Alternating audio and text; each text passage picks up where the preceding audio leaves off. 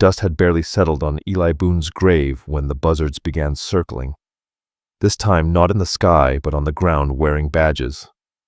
For Clara Dalton, the silence left by her good husband Eli quickly filled with the chilling whispers of Deputy Cole Maddox. He didn't offer condolences. He gave her an ultimatum. Marry him or his fabricated debts and legal threats would strip her of the Bishop Creek Ranch, the only piece of Eli she had left. Trapped, suffocating, Clara saw no way out, until the day they dragged him into town, a captured Apache warrior, proud and unbroken even in chains. His name was Koda, and in his defiant eyes Clara saw not a savage but a mirror to her own caged soul. The late afternoon sun bled across the horizon, painting the Dragoon Mountains in hues of bruised purple and fiery orange. For Clara Dalton, the beauty of the land had become a cruel mockery. Every vista, every bend in the creek reminded her of Eli. It had been 6 months since the rockslide that took him during a cattle drive, shattering her world as completely as the stones had shattered his body. The Bishop Creek Ranch was their dream, carved from unforgiving land by Eli's sweat and her resolve. It had been a testament to a love as steady and life-giving as the creek that gave it its name. Now it was a gilded cage, and the man holding the key was Deputy Cole Maddox. Cole had been Eli's deputy before Sheriff Bill Cross. A man worn down by age and apathy gave Cole the promotion he'd always coveted. Cole moved like a predator, his smile a thin, bloodless line that never reached his pale blue eyes. He'd always looked at Clara with a simmering possessiveness, unsettling when Eli was alive and now utterly terrifying. He sat across from her at the heavy oak table Eli had built, his dusty hat placed deliberately on its polished surface. He'd ridden out uninvited, as he often did now. "It's a hard world for a woman alone," he began, his voice a low, gravelly drawl that feigned sympathy. "A ranch this size. It needs a man's hand. Creditors are getting restless." He added his words, biting with threat. "Old Jed Turner and Tucson are calling in all his notes." Clara's hands clenched in her lap. "The ledgers are balanced, Cole." Eli was meticulous. "We have no outstanding notes with Turner," she said firmly. A flicker of annoyance crossed his face, replaced by that same predatory smile. "Memories play tricks on a grieving mind. I've seen the paperwork myself signed by Eli, a substantial sum," he said, leaning forward, the smell of cheap whiskey and dust clinging to him. "But I can make it all go away. I can protect you, protect this place." The air grew thick with unspoken meaning. This was the third time he had approached her with this veiled threat, each time edging closer to an abyss she was terrified to look into. "I don't need your protection," she said, her voice steadier than she felt. "Don't you—" He chuckled, a dry rasp. "There are whispers about the Apache. They're getting bold again, raiding north of the border. What would you do, Clara? If they came over that ridge one night, who would be here to stop them from burning this place to the ground and taking you for their own?" The threat was clear, wrapped in a thin veneer of concern. But she knew the real danger wasn't a distant tribe. It was him circling, waiting to pick the bones of her life clean. "I want to see this paperwork," Clara demanded, standing abruptly. Cole stood as well, his height casting a long shadow over her in the fading light. He moved around the table, closing the distance between them. "All in good time, Clara. There's a simpler way, a union, a partnership." "Mrs. Clara Maddox," he said with a smile, his fingers brushing a stray strand of her dark hair. "It has a nice ring to it. Gives you standing, gives you security." Clara flinched as his fingers touched her, the feeling cold and unwelcome. "Don't be a fool, Clara. Eli's gone. He can't help you now. I'm the law in this valley. What I say goes. You think Sheriff Bill Cross will stand up to me? You think anyone will question a debt I present them?" He was right. Sheriff Bill Cross was a hollowed-out man who found his courage at the bottom of a bottle. The other ranchers were either too scared of Cole or too wrapped up in their own struggles to intervene. Clara was utterly alone. "This ranch will belong to my husband," she said, her voice barely a whisper. "It will belong to Eli's son." And it was a lie, a shield she threw up without thinking. She wasn't with child. Eli had died before that blessing could be granted. Cole's expression tightened into something truly ugly. "Is that so? Well, a child needs a father. A legal guardian. I can be that man. Or I can be the man who forecloses on his widow and throws her out into the dust with nothing but the clothes on her back." He leaned in close, his voice dropping to a venomous hiss. "You have until the end of the week to give me an answer. But we both know what it will be." He turned and walked out, his spurs ringing like a death knell on the wooden porch. Clara Dalton sank into the chair, the strength leaving her legs. She wrapped her arms around herself, staring out the window at the land she was about to lose. She was a prisoner in her own home, and the warden had just locked the final door. She would have to marry the man she despised to save the legacy of the man she loved. It was a bargain with the devil, and she knew with a certainty that chilled her to the bone that the price would be her soul. 3 days later, the town of Redemption was buzzing with a cruel, feverish energy.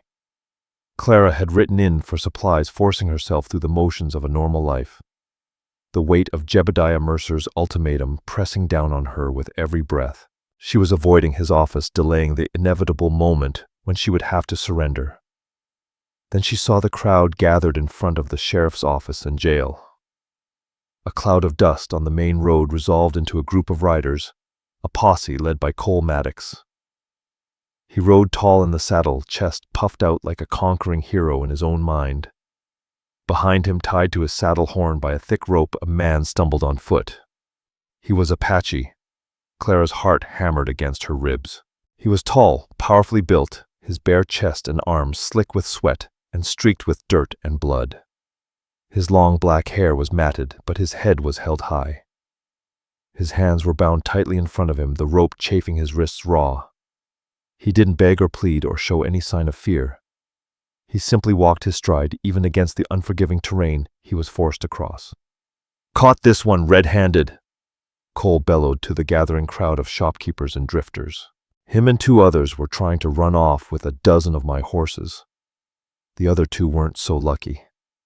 He patted the colt at his hip, a smug declaration of his victory. The townspeople jeered and spat. Clara felt a wave of nausea. She watched as Cole dismounted and yanked hard on the rope, forcing the captive to his knees in the dirt. The man didn't cry out. He absorbed the impact, his jaw tight, his dark eyes sweeping over the hostile faces with pure, unadulterated contempt. Then his eyes found hers. For a heartbeat, the world fell away. The noise of the crowd, the oppressive heat, the stink of dust and sweat. Everything vanished. In his gaze, she didn't see a savage or a horse thief. She saw a fierce, defiant pride. She saw a soul that refused to be broken, a spirit that would not kneel even when his body was forced to. It was everything she felt she was losing in herself. A spark of recognition, a shared captivity passed between them. He was in chains of rope and iron. She was in chains of coercion and fear. The moment was shattered when Cole kicked the man's legs out from under him. "Get him inside, chain him to the wall. I want to make an example of this one." 2 deputies, rough and eager, hauled the warrior to his feet and dragged him into the jailhouse. Cole, basking in the town's praise, caught sight of Clara standing by the general store. His predatory smile returned wider and more confident than ever. He strode over to her, his spurs kicking up little puffs of dust. "You see, Clara," he said, his voice low enough for only her to hear. "I am the man who brings order, the man who protects what is his. This is what happens to those who cross me." He was talking about the warrior, but the message was for her. "What will happen to him?" She asked, her voice barely a whisper. "The federal marshal will come for him in a week or 2. He'll be sent to a reservation prison down in Florida, a place where they send the worst of them. He'll never see these mountains again." He gestured back toward the jail. "He is nothing a wild animal in a cage, but a useful one. His capture solidifies my position here, makes people feel safe." he added, his tone turning dark. Makes them feel afraid, Clara thought. That's what you want. Have you considered my proposal? He asked, his tone shifting from public bravado to private intimidation. Clara looked past him at the dark gaping doorway of the jail where the captive had disappeared. She thought of his eyes, the fire that burned in them. A tiny, dangerous ember of defiance began to glow within her own chest. It was foolish. It was suicidal. But it was there. She couldn't save herself, not yet. But the sight of that man, Koda, had changed something. He had shown her that a body could be chained while a spirit remained free. She had to survive. To keep the ranch and honor Eli, she had to play the part. Taking a deep, shuddering breath, she met Cole's triumphant gaze. Yes, Clara Dalton said, the word tasting like ash in her mouth. I have. I accept your proposal. Cole Maddox's smile stretched into a victorious leer. He had won. He had broken her. He reached out and took her hand, his grip cold and possessive. A wise decision, he said. We'll be married by the circuit judge at the end of the sentence. Clara glanced back one last time at the jail. She felt no relief, no security. She only felt the cold certainty that she had just traded one cage for another, much larger one. And inside that first cage there was a warrior, who in one silent glance had shown her the true meaning of the freedom she had just signed away. The days leading up to the wedding were a blur of suffocating preparations. Jebmer. Mercer was a constant, unwelcome presence at the ranch, directing her hands with an air of ownership that set Clara's teeth on edge. He brought fabric from Tucson for a wedding dress she didn't want, ordered barrels of whiskey for a celebration she dreaded, and acted every bit the lord of the manor. Then 2 days before the ceremony, he arrived with a wagon. In the back, chained at the wrists and ankles, was Koda. Clara froze on the porch, a pail of water slipping from her numb fingers. What's he doing here? She asked. Old Bill Cross is a sentimental fool, Jeb sneered as he dismounted. Doesn't have the stomach for holding an Apache warrior. What if the man's tribe comes to break him out? Clara asked, fear rising. Jeb's grin widened. I figured I'd keep him here in your barn. Chained up tight, of course. It's the most secure place for miles. It was a lie. The jail was more secure than any wooden barn. This was a power play, a grotesque display of his dominion over all things in his sight, her and his captive. He was bringing his trophy to his new castle. He'll work, Jeb continued, yanking Koda out of the wagon. The warrior landed solidly on his feet, his gaze immediately finding Clara's, unreadable and intense. The federal marshal's not due for at least another week. No sense letting good muscle go to waste.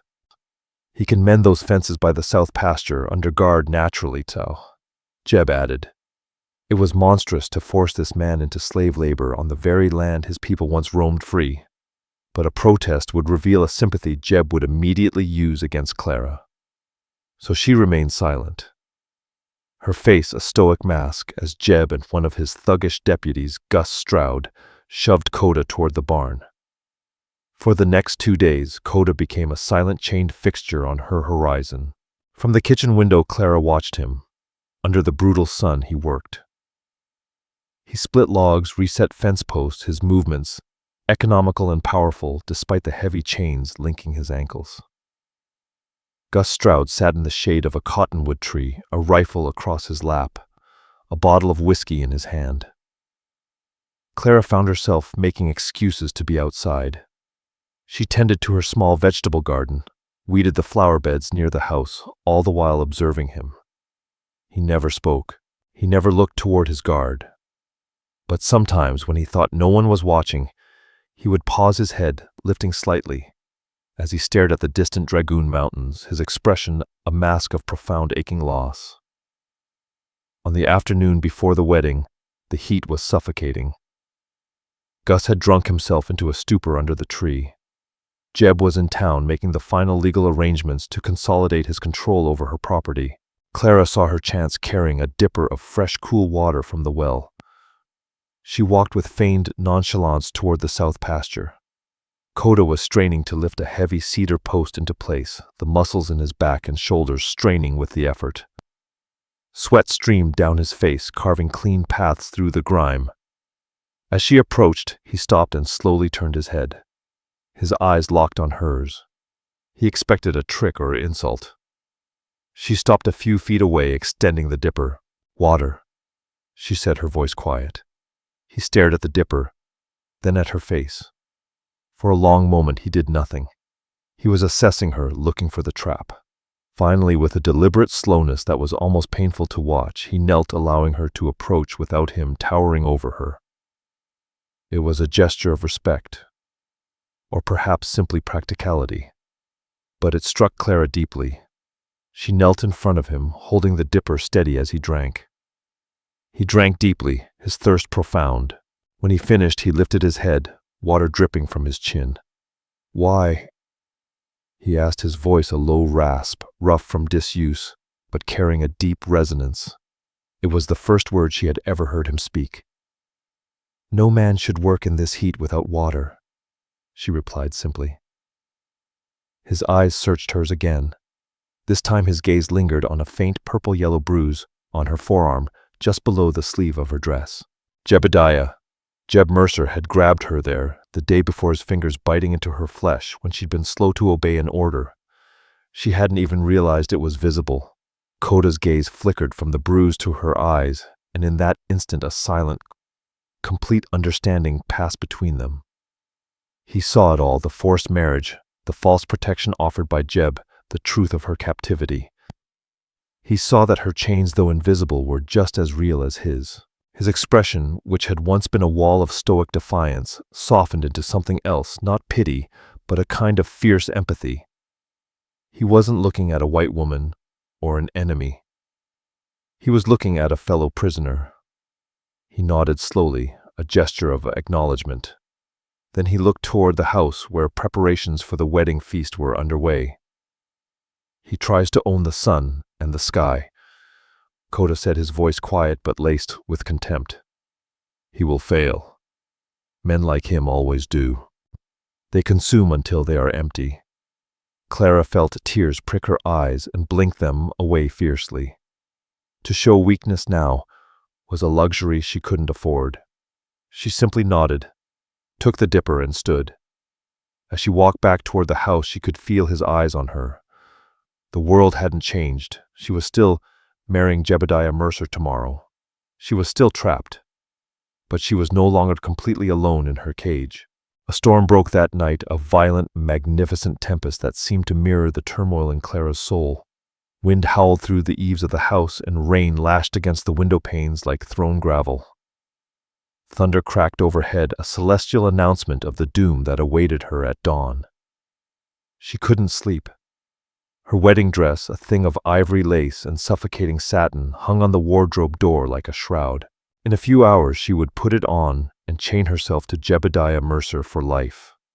The thought of his touch on their wedding night was a violation so profound it made her physically ill. A particularly violent clap of thunder rattled the house, and in the flash of lightning that followed, she saw the barn, a dark silhouette against the tumultuous sky. He was in there. Koda chained to a support beam like an animal. A reckless, desperate idea took root in her mind. It was madness. If she were caught? But what more could Jeb do to her than he was already doing? Clad only in her thin cotton nightdress, she slipped out the back door. The rain soaked her instantly, plastering her hair to her scalp and turning the yard into a slick morass of mud. The wind tore at her, trying to drive her back, but she pushed on, guided by instinct and the intermittent flashes of lightning. The barn was dark and smelled of hay, rain, and livestock. She fumbled for the lantern May Wells kept by the door. With trembling fingers, she managed to light it. The small flickering flame pushed back the oppressive darkness. He was in the fast hall, just as she'd known he would be. He was on his feet, alerted by her entrance. The chains on his wrists were tethered to a thick iron ring bolted to the central beam. He stood as tall as the chain would allow, his body tense, his eyes burning in the lantern light. "The storm woke you," he stated. "It wasn't a question. The storm is not what keeps me awake." She answered, her voice trembling slightly from the cold and the fear. She held the lantern up the light, casting long, dancing shadows. She approached slowly, stopping just outside the reach of his chains. They stood in silence for a moment. The only sounds were the drumming of the rain on the roof and the howl of the wind. "Tomorrow," she finally whispered the word, a confession of defeat. "He will be my husband." Koda's expression was grim. "I saw the priest arrive this evening, a man who smells of fear and whiskey. He will not protect you. No one can." The despair in her own voice shocked her. This was the first time she had admitted it aloud. "This land, it was my husband's, Eli. He was a good man. This ranch is all I have left of him. Jeb will take it if I don't submit." "So you trade your body to save the dirt?" Koda asked, not with judgment, but with a stark clarity that cut through her justifications. "It's more than dirt," she flared, stung. "It's a legacy. It's the only home I've ever known. It is my husband's memory. A memory is not saved by dishonoring yourself," he said, his voice low and intense. "The land doesn't care who holds the deed. Your spirit does. His spirit does. He wouldn't want this for you." Clara Dalton began to weep silent, racking sobs that shook her entire body. All the grief, all the fear, all the rage she had bottled up for months poured out in those moments. She sank to her knees in the hay, the lantern resting beside her, her face buried in her hands. She felt rather than saw him move. Koda knelt, the chains clinking softly, bringing himself as close to her as he could. He was just a few feet away, a chained prisoner in the dark, and yet in that moment he was the only source of strength in her world. "He wants an heir," she choked out, forcing the ugliest truth into the open. "To secure his claim, not just to the land, but to me. He wants to own my future, to plant his seed in Eli's soil and call it his own." Koda was silent for a long time. The storm raged outside, a wild counterpoint to the raw, painful stillness in the barn.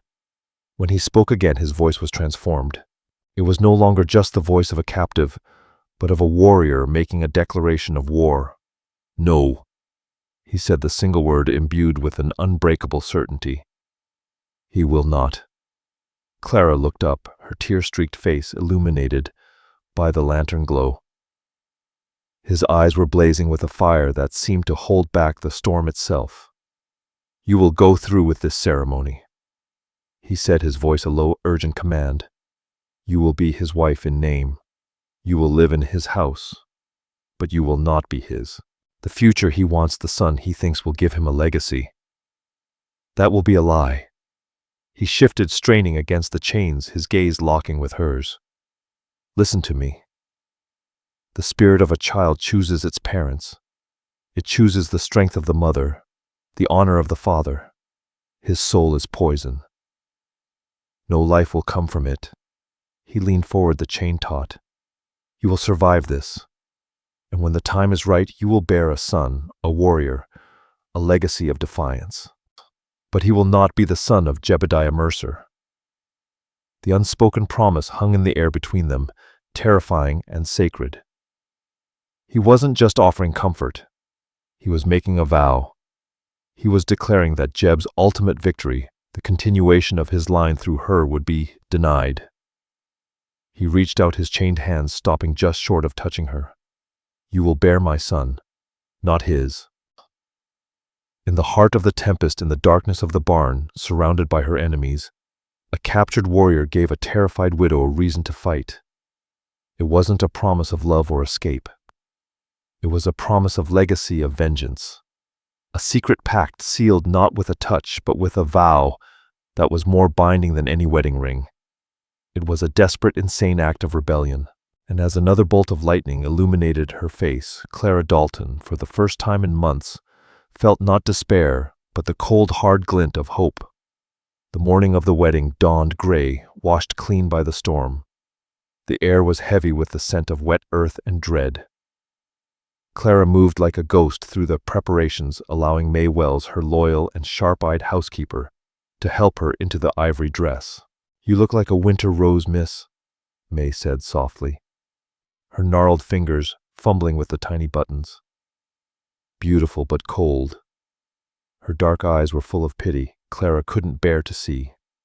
The ceremony was a brief, hollow affair held in the main room of the ranch house. The circuit judge, a man with tired eyes and a stained coat, mumbled the words, as if he were reading a death sentence. Jeb stood beside her, his hand gripping her arm tightly, his face a mask of smug satisfaction. He smelled of bay rum and triumph. Clara kept her eyes fixed on a point on the far wall, a small water stain that looked like a weeping eye. She said the words that were required of her, her voice a dead monotone. When Jeb lifted her veil to kiss her, she turned her head, just enough so that his lips brushed her cheek. His grip on her arm tightened painfully for a second, a silent punishment. The celebration that followed was even worse. Jeb's men and a few cowed ranchers from neighboring properties drank his whiskey and ate her food, their laughter loud and coarse. Clara sat beside her new husband, a porcelain doll on display, smiling when he nudged her, speaking only when spoken to. Every moment was a performance. Every breath was a lie. Through it all, her mind was a fortress. She thought of the vow made in the storm. "You will bear my son, not his." The words were a secret talisman, a hidden blade she carried against her heart. Jeb, full of whiskey and self-importance, delayed Koda's work schedule.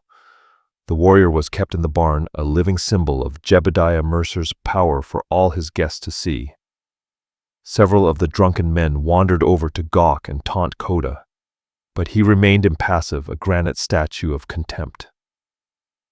Later that evening, as the party thinned and the sky turned a deep, star-sprinkled indigo, Jeb grabbed Clara's hand.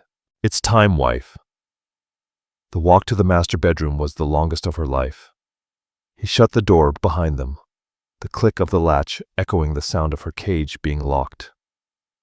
He turned to her, his eyes clouded with lust and alcohol. Finally he breathed, reaching for the buttons of her dress.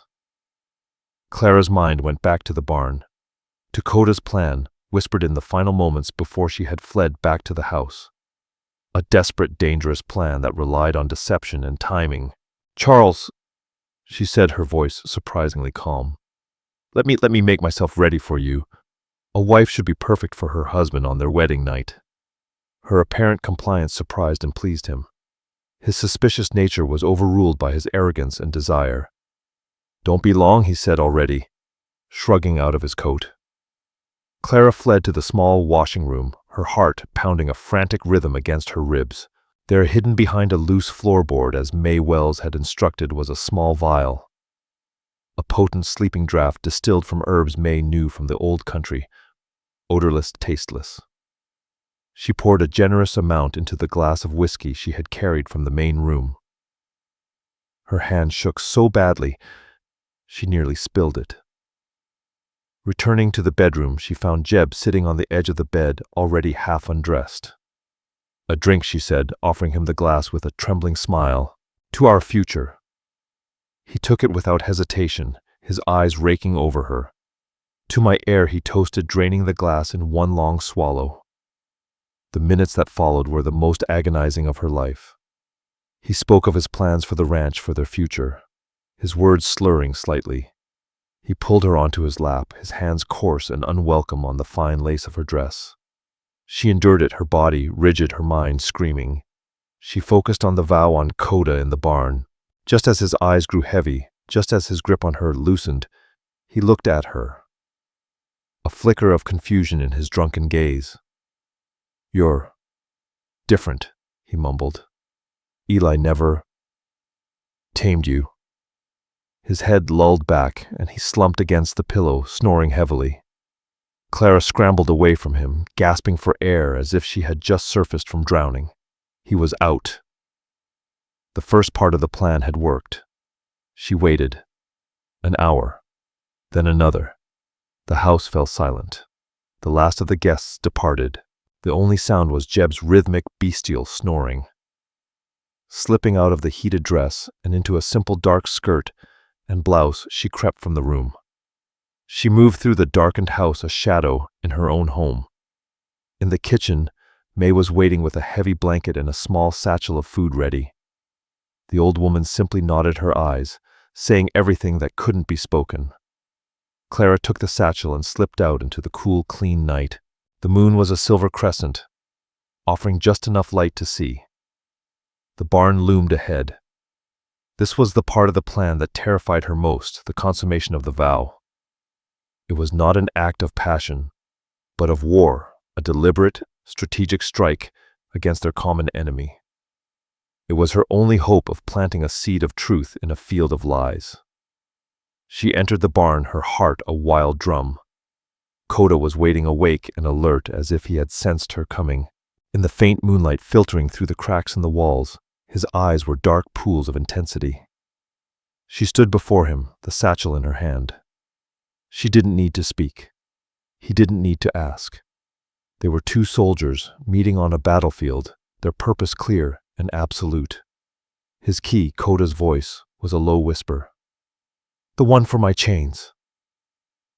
"He wears it on a cord around his neck," Clara whispered, swallowing hard.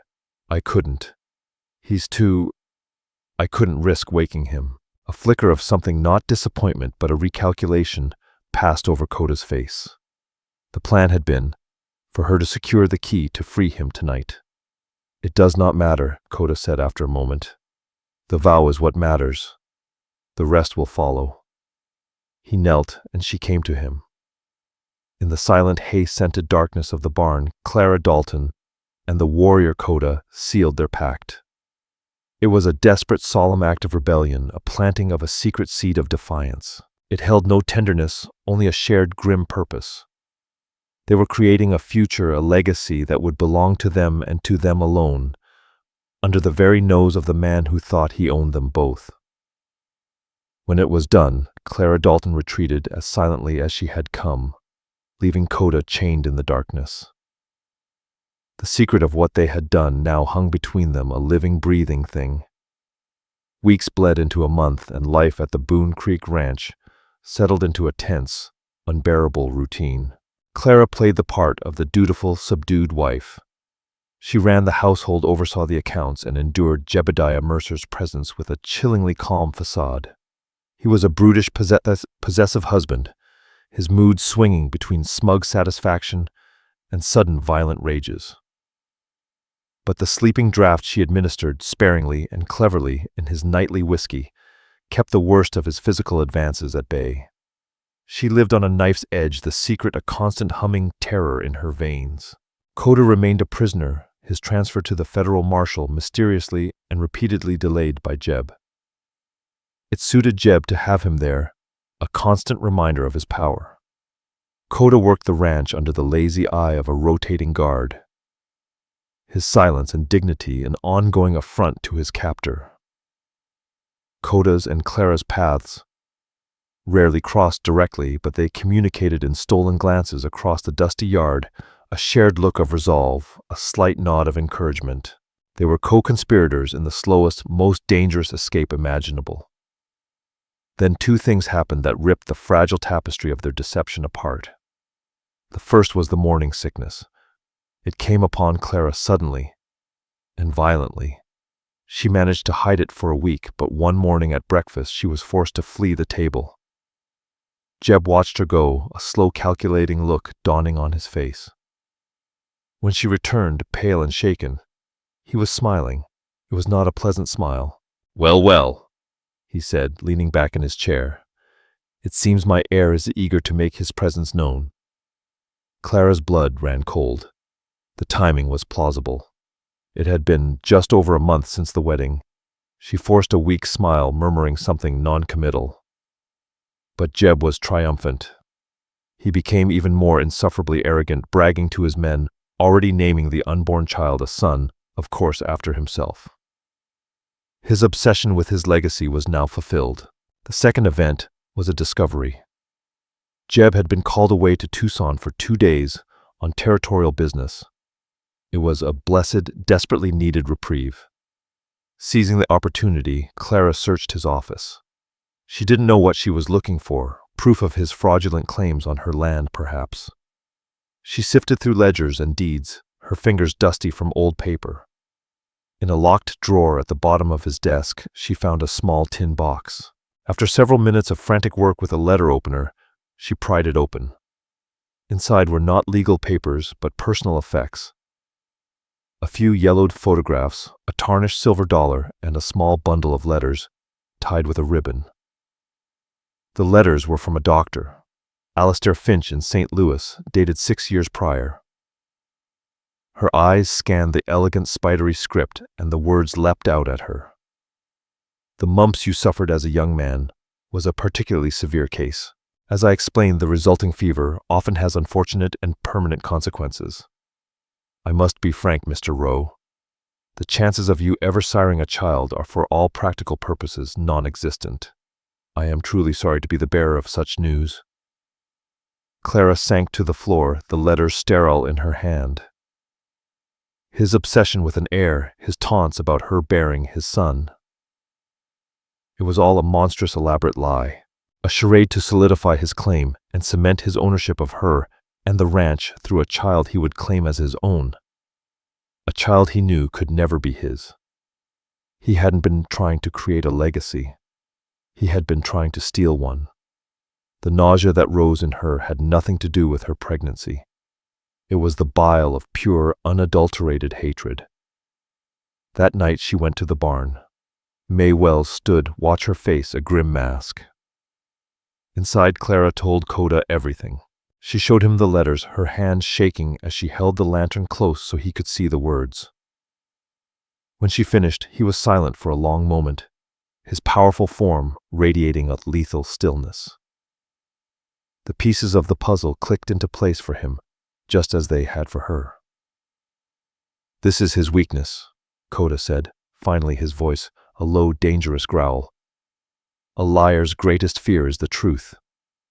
A barren man's greatest shame is his due." The danger had escalated beyond anything they had imagined. When her pregnancy became undeniable, Jeb would have a choice. He could pretend the child was his living his lie. Or if he ever suspected the truth of its parentage, his humiliation and rage would be boundless. He would not hesitate to kill her and the child. He would kill Koda without a second thought. "We have to get you away from here," Clara Dalton whispered, her voice tight with panic. "Now, before he returns." "No," Koda said, his certainty absolute. "If I run, he will hunt me, and his anger will fall on you and May. He will know. He will suspect. We do not run. We cut the snake's head off." "How?" she cried, her composure cracking. "He is the law." "He has us in chains," Koda said, his eyes boring into hers. "You were afraid to take it before. You cannot be afraid now. His life and the life of our son depends on it." He laid out a new plan born of stark necessity. It was simple, brutal, and had no room for error. When Jebediah Jeb Mercer returned from Tucson the next day, Clara was a different woman. The fear was still there, but it had been forged into a cold, hard resolve. She greeted him with a kiss on the cheek, a gesture so unexpected it momentarily startled him. She played the part of the glowing, expectant mother, discussing the nursery, asking his opinions, feeding his monstrous ego. That night she prepared his favorite meal. She laced his whiskey with a double dose of the sleeping draught. She needed him deeply unconscious. She sat with him, feigning adoration, until his head slumped onto the table. With her heart hammering so hard it felt like it might break through her ribs, she reached for the leather cord around his neck. Her fingers brushed his hot, whiskey-scented skin. The key was small and iron. Untying the knot, she slipped it from his neck. It felt impossibly heavy in her palm, the weight of their future.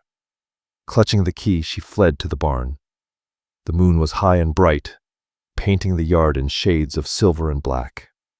She found Koda waiting, not in his usual spot, but by the stall door.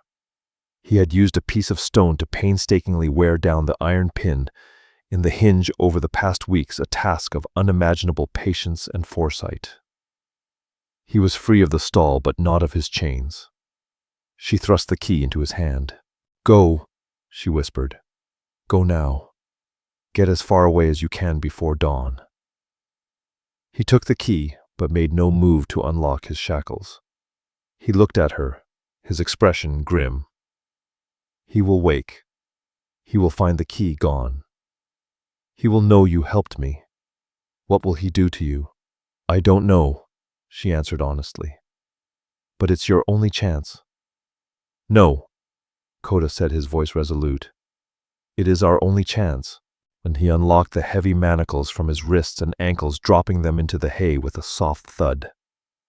He stretched, rolling his shoulders, feeling the freedom in his limbs for the first time in months. He was no longer a captive. He was a warrior. "He does not expect a fight here," Koda said, his eyes turning toward the ranch house where Jeb slept. "He believes his walls protect him. We will not run. We will bring the reckoning to him." He wasn't going to flee into the night. He was going to stay. He was going to face the man who had chained him, who had threatened his child, and the woman who carried him. The final bloody chapter of their story was about to be written, not in the mountains or across the territory, but right here in the heart of Jebediah Mercer's stolen kingdom. The ranch house was eerily silent as they crept back inside. May Wells met them at the kitchen door. Her face was etched with fear, but her eyes steady. She held out a heavy cast-iron skillet. "For the snake," she whispered, her voice trembling. Clara took it, its cold, solid weight in her hands. Koda moved with a silence that was unnerving. He was a phantom gliding through the familiar rooms of her home. He paused in the main room, his eyes falling on the gun rack by the fireplace. He ignored the rifles instead, picking up the long, wicked-looking Bowie knife that had belonged to Jeb's predecessor. He tested its weight, its balance. A grim satisfaction settled on his features. They found Jeb still slumped at the dining table, snoring in his drugged stupor.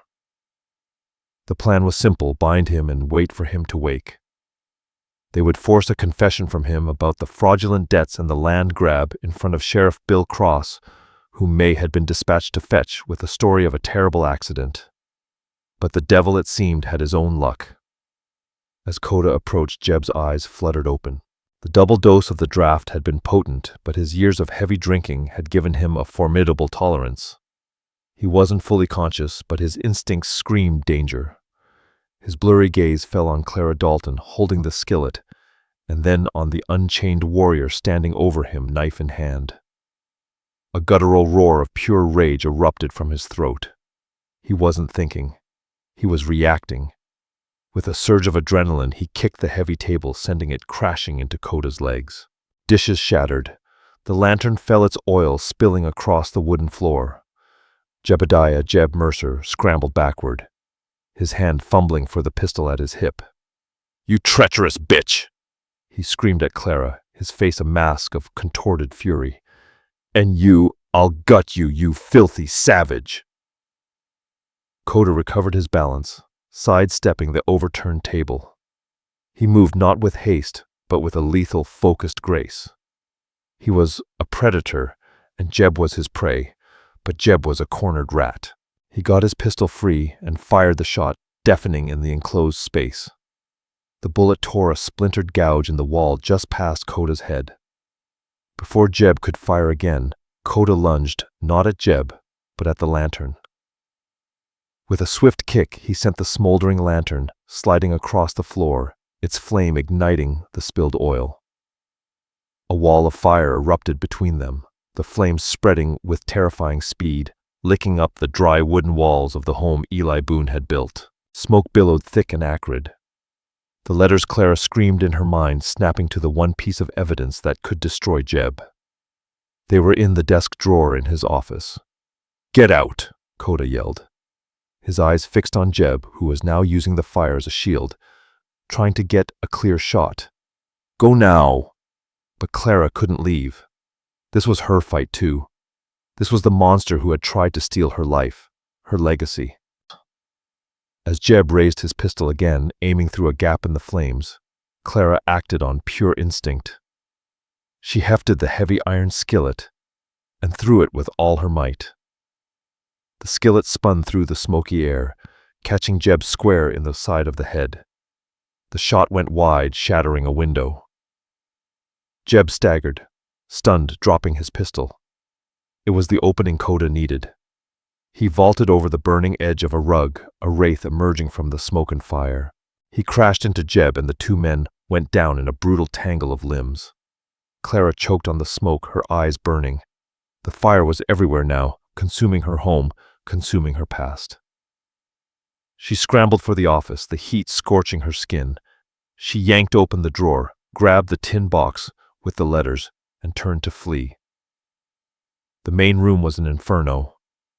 Through the roaring flames, she could see the two men locked in a primal, desperate struggle. Jeb was bigger, heavier, but Koda was faster, stronger, fueled by months of righteous fury. The glint of the Bowie knife flashed, followed by a strangled cry. Then Koda rose. From the smoke, his chest heaving, blood dripping from a gash on his arm. Jeb's body lay still on the floor, the fire beginning to consume the edges of his coat. He would be found in the ashes, a victim of a tragic fire, his pistol beside him. No one would question it. Koda grabbed Clara's arm. "We have to go."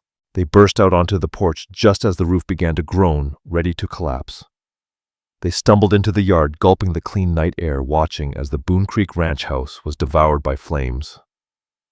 Everything Eli had built, everything Clara had fought to protect, was turning to ash. But as she stood there, the tin box clutched to her chest, she felt not loss, but a strange, fierce sense of liberation. The house was gone, but the land remained. The loveless marriage was over. The lies were burned away. Headlights cut through the darkness. A buggy was racing up the road. It was Sheriff Bill Cross, roused by a frantic May Wells. Koda looked at Clara, then at the approaching buggy, and then toward the dark silhouette of the Dragoon Mountains. There was no place for him here, not now. He was an escaped federal prisoner, and the man he'd killed had been a deputy. There would be questions, a manhunt. He touched her cheek, his fingers gentle. "Raised him to be a warrior," he whispered. "Tell him of the mountains. Where will you go?" Clara asked, her heart aching. "Home," he said simply. He squeezed her arm one last time, a silent promise, and then melted into the darkness, as silent and swift as he had been in the house. By the time Sheriff Cross pulled his weary horse to a stop, Koda was gone. The sheriff found a hysterical widow, a burned-down house, and the charred remains of his deputy. Clara Dalton, weeping, told him a story of a terrible accident. A lantern overturned a drunken fight. It was a tale he was all too willing to believe. It was simpler that way. The investigation was short, the conclusion foregone. Armed with the doctor's letters she had found in the wreckage, Clara proved Jebediah Jeb Mercer's fraudulent claims to be a desperate sham. The debts vanished. The land was hers free and clear. She had lost her home, but she had won her life, and within her the vow was taking root. A new legacy born, not of a loveless marriage, but of a pact made in darkness and sealed in fire. The future of Boone Creek would not belong to a Boone or a Mercer. It would belong to a warrior's son. In the months that followed, Clara Dalton, with the help of May Wells and a few loyal hands, began to rebuild. Not the old house, but a smaller, stronger cabin on a rise overlooking the creek. She was no longer just a widow. She was the master of her own land, her own destiny. When spring came, she gave birth to a son. He had her eyes, but his hair was as black as a raven's wing, and his spirit was as fierce and unbroken as the mountains that watched over their valley. She named him Chaton, a Sioux word for falcon, a name that honored the warrior who had vanished back into the wild but whose legacy now thrived. She would raise him to be strong, to be honorable, and to know the story of the vow that gave him life. This was not a story of a woman who was saved, but of a woman who found the strength to save herself, forging a new future from the ashes of her past. If this tale of survival defiance and the creation of a powerful new legacy in the heart of the untamed West resonated with you, then please take a moment to like this video and share it with someone who appreciates stories of unbreakable spirit. Don't forget to subscribe to our channel and hit the notification bell so you won't miss our next story from the dust and glory of the American frontier. We have many more legends to tell, and we'd be honored to have you along for the ride. Thank you for listening. All stories are created for entertainment purposes and may include fictional elements or dramatized interpretations inspired by historical settings. We use AI tools, voice-over visual scripts, as creative assistants. However, all content is reviewed, refined, and edited by humans to ensure emotional authenticity and storytelling quality. We fully comply with YouTube's policies regarding AI-generated content and do not use any deepfake techniques or misleading recreations of real individuals. All visuals and supporting materials are properly licensed. Sharing, re-uploading, modifying, or distributing any part of this content in any form requires written permission. We appreciate your support and respect for original creative work.